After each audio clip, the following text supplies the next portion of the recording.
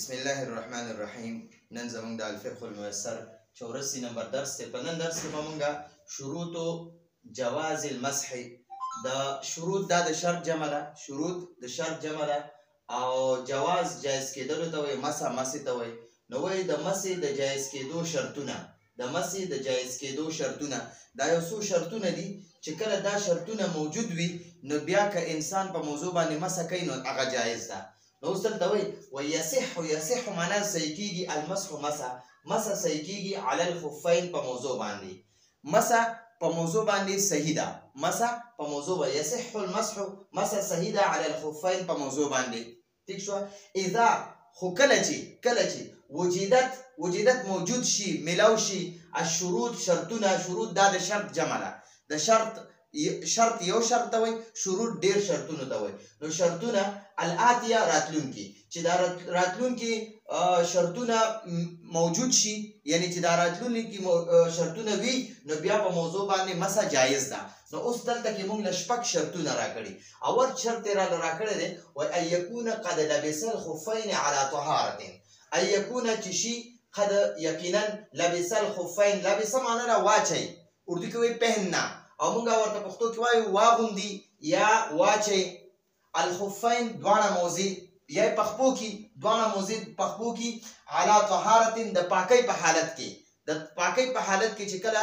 دوه موضع یعنی دواړه موضع انسان پخپو کې، یعنی چې اودس وکړي او د اودس نه پس بیا دواړه موضع پخپو کې، نو بیا چې دی دغه کس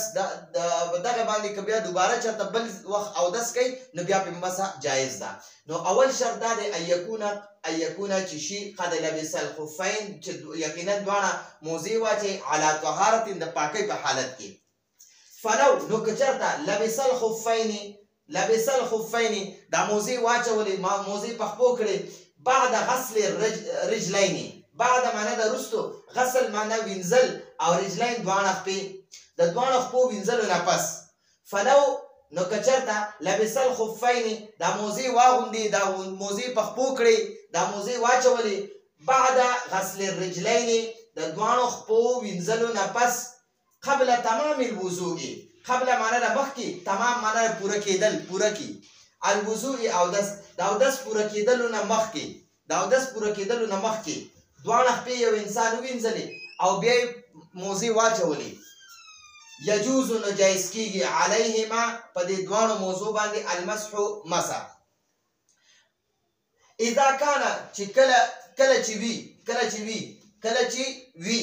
اکمل کامل پورا الوضوء اودس قبل مخکې حصول معنا را حاصلېدل الحدث ناپاکي.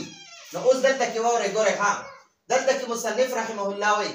یو کس چې کله د پاکۍ په حالت کې دواړه موضوع پخپو کړي، ټیک شوه، نو بیا په دغه باندې دا انسان بیا په بل اودس دوران کې مسح کولی شي. اوس دلته کې وایي که چېرته د خپو وینځلو نه وروسته، د خپو وینځلو نه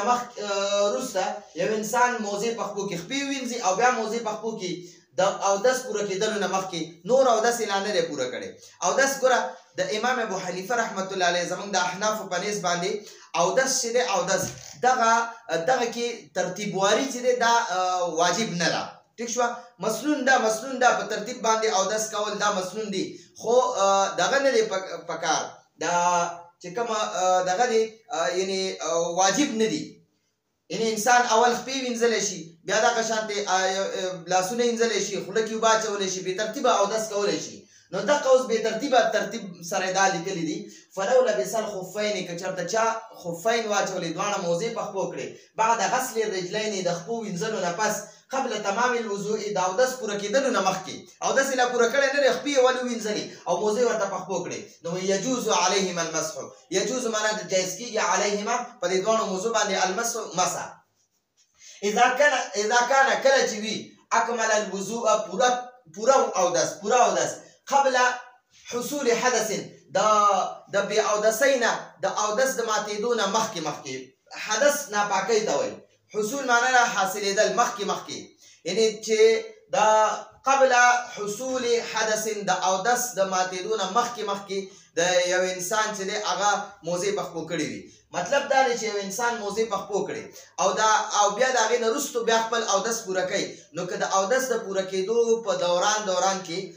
د اودس مات شو، نو بیا د ده په دې موضوع باندې مسه جایز نه ده. ټیک شوه. که چا اودس پوره وکړو، مکمل اودس یې وکړو، خپې مو وینځلې، بیا راغی د موزې پخپو کړې، نو که بیا د ده چېرته اودس مات شو، نو دا چې اوس دوباره اودس کوي، نو بیا دې په موضوع باندې مسه وکړي. نو د طهارت په حالت کې به موزې پخپو کوي، یعنې انسان پوره اودس وکړو او خپې مو ورسره ووینځلې، بیا د موزې پخپو کړې، نو که مسافر وي نو بیا به 3 ورځې او 3 شپې به دا په دغه باندې موضوع باندې مسه کولی شي. او که مقیم وي او دا وایي چې یاره زه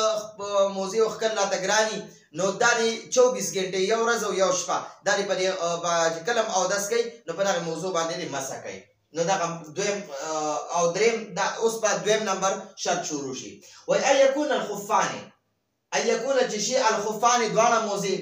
یسترانې دواړه پټونکي وي الکعبین د ګیټۍ، چې داسې موزې وي چې هغه د دواړه خپو دا ګیټۍ پټوي، نو دغه باندې مسه جایز ده. اوس دریم نمبر شرط ان یکون کل من الخفین، ان یکون چې شي کل هر یوه موزه من الخفین د موزې نه، د دواړو موزو نه، خالیا خالي، چې خالي وي د څه نه؟ من خرق د سوري کېدو نه، د شلېدلو نه، د دې نه خالي وي چې شلېدلې نه وي او سورې پکې نه وي. قدر 3 اصابع، قدر معنا ده اندازه، او 3 اصابع ګوتو ته وایي. د اصبعون جمع اصابع ده، چې د 3 ګوتو برابر سورې پکې نه وي، او د خپې دا 3 ګوتې یادوي. اوس درته مخکې وایي من اصغر د وړې نه اصابع القدم، د خپې ګوتې، د خپې د ګوتې د خپو دا ګوتې چې دي د دې دا وړې ګوتې چې دي دا د کچۍ ګوتې نه واخله، کچۍ بیا ورپسې او بیا درېمه دا منځنۍ، دغه 3 ګوتې یادوي چې د دې عمره یو ځای پکې شلېدلی نه وي، نو بیا به په دغه باندې دغه موزه باندې ته دغه کولی شي، مسه کولی شي. ټیک شوه. دا خو درېمه خبره شوه. درېم شرط پکې دا دی چې موزې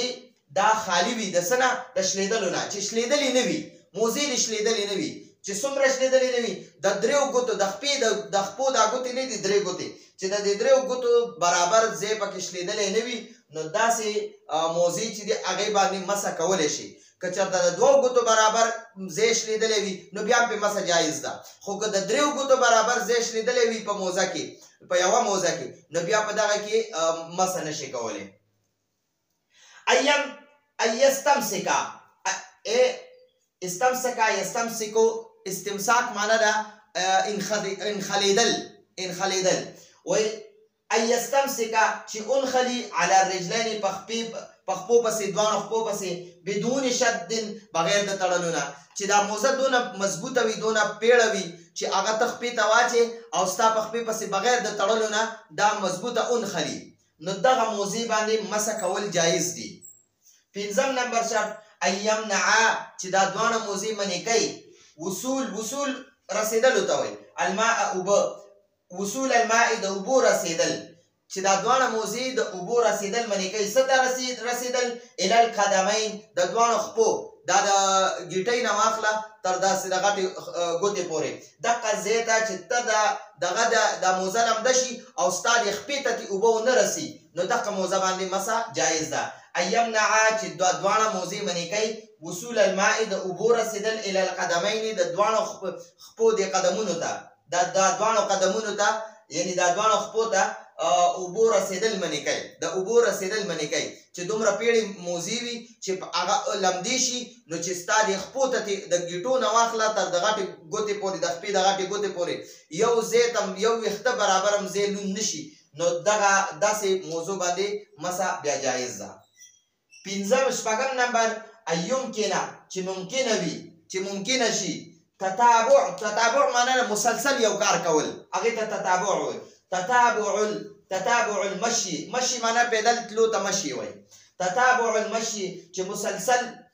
تلل، پیدا تلل، فیهما په دې دواړو موضوع کې، یعنې چې دومره پیړې موزې وي چې ته په هغې کې مسلسل ګرځېدی شي. لکه مثلا د فتاوو لیکلي دي چې کم از کم 3 میله ته په هغې کې پیاده ګرځېدی شي یا 5.50 کیلومیټر ته په هغه موضوع کې مزل کولی شي نو په داسې موضوع باندې د اودس په دوران کې بیا مسح کول دا جایز دي نو دا موږ سره دا 5 شرطونه وایي کله چې په موضوع کې دا 6 شرطونه موجود وي نو بیا په موضوع باندې ته مسح کولی شي مسح بیا جایز ده نو اول خو دا دی چې یعنې دا د پاکۍ په حالت کې موزې اچولې دي چې اودس دې کړی دی پوره کامل اودس دې وکړو او خپې دې مو وینځلې او بیا د جورابې واچولې نو اوس د دې اودس نه پس چې ته څومره ظلم اودس کې نو که مقیم وي خو 24 ګنټو کې که ته لس ظلم اودسونه کې نو بیا به ته هغې په موضوع باندې صرف مسې کوه ټیک شوه خو هغه موضوع ګورئ خف هغه عربۍ کې هغې موضوع ته وایي چې د سرمن نه جوړه شوي ګورئ په جورابو مرابو باندې مسح نه کیږي او نه په بوټانو باندې مسح کیږي چې نن سبا څنګه دا غیر مقلدین وغیره کوي نو ګورئ دغه اودس نه کیږي د دوی مونځ نه کیږي مکمل دا مونځونه دې واپس راوګرځئ نو په جورابو باندې یا په بوټانو باندې مسح مکمل نه کیږي خف په عربۍ کې هغې موضوع ته وایي چې خالص د سرمنې نه جوړی نو د سرمنې موضوع چې وي او هغه ته د اودس دې وکړو بیا دې دا دواړه موضوع په خپو کړې او بیا د هغې نه پس که ستا اودس ماتم شي نو بیا که ته بل اودس کې نو ته په هغې دوران کې بیا په موضوع باندې صرف مسح کوه نو چې په کلي علاقه باندې نو 24 ګنټې ته دغه موضوع باندې مسح کولی شي 24 ګنټو نه پس په بیا ته دوباره اودس کې خپې وینځې او بیا چې د خپې ووینځلې نو بیا جورابې دغه واچوه د موزې واچوه او بیا چې د هغې نه پس بیا 24 ګنټو کې څو نزل ته اودس کې نو بیا مسح کوه او که مسافر وي او شرعي مسافر وي لکه 48 میل د خپل علاقې نه لري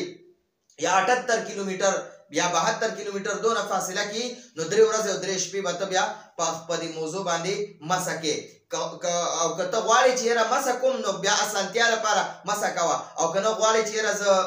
خپې وینځم نو خپې وینځه خو اسانتیا لپاره که مسح وکړې نو بهتره ده تا لپاره به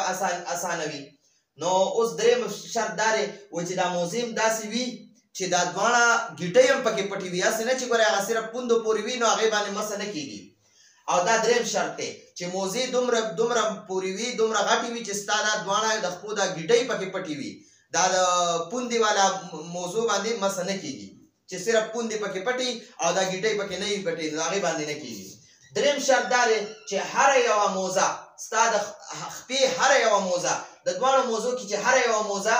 هغه د 3 ګوتو مقدار هغه دغه نه وي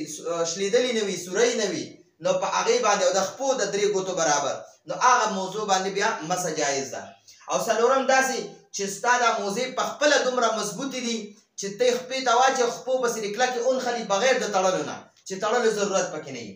او پنځم شرط دا دی چې یاره ستا دا موضوع دومره پیړې وي دومره ډبلې وي چې ستا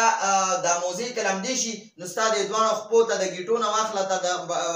د غټې د خپې د غټې ګوتې پورې یو ویښته ځایم د دې موضوع نه اوبه ونه وځي چې خپله لمده نه کړي نو که چېرته داسې موزه وي چې یاره د هغې نه اوبه وځي او ستا خپل لمدی نو په هغه موزه باندې اوبه دا مسح نه کېږي مسح دپاره شرط دا دی چې موزه به دومره ډبله وي دومره پیړه به وي چې د هغې نه اوبه نه وځي چې دواړه قدمونه نه لمدی او شپږم نمبر شرط پکې دا دی چې یاره موزه کې ته کم از کم 3 میله یا 5.50 کیلومیټر ته پیاده ګرځېدی شي پیاده ایمکنه تتابع المشي مسلسل پیاده ګرځېدلو ته وایي تتابع المشي مسلسل پیاده ګرځېدل فیهما په دې دواړو کې نو دا زموږ د نن ورځې درس و راتلونکي درس پورې اجازه غواړو هذا هو المرام والله اعلم بحقیقة الکلام